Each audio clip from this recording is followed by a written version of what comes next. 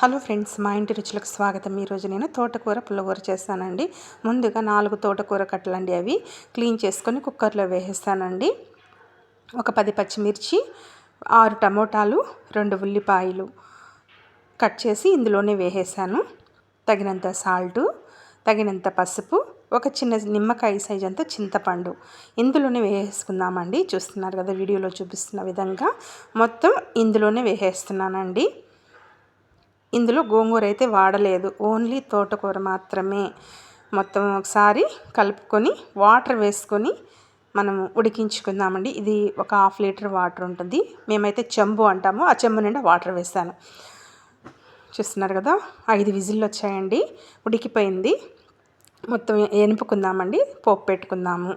ఆవాలు, జీలకర్ర, మెంతులు వేసేసుకుందాం. 4 ఎండుమిర్చి, ఒక రెమ్మ కరివేపాకు, ఒక ఉల్లిపాయ వేసేసాను. ఒక 7 తెల్లపాయలండి, అవి కూడా వేసుకున్నాం. ఇవి వేస్తే కొంచెం కమ్మగా ఉంటుందండి. ఇష్టమైతే ఇంగువ వేసుకోవచ్చు, ఇంగువ పొడి ఉంటుంది కదా, అదైనా వేసుకోవచ్చు, చాలా బాగుంటుంది. ఇష్టం లేకపోతే అవసరం లేదు. పోపు అయితే రెడీ అయిపోయింది. మనము ఎనిపి పెట్టుకున్న ఈ తోటకూరను కూడా ఇందులో వేసేస్తున్నానండి. చూస్తున్నారు కదా, రెడీ అయిపోయింది.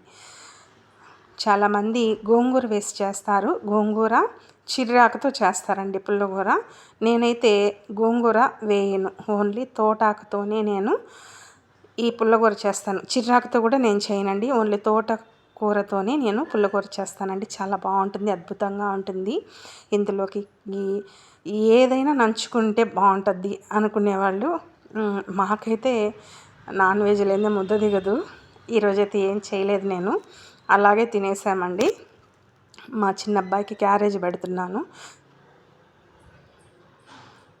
ఓకే అండి, సబ్స్క్రైబ్ చేసుకొని లైక్ చేయండి, షేర్ చేయండి.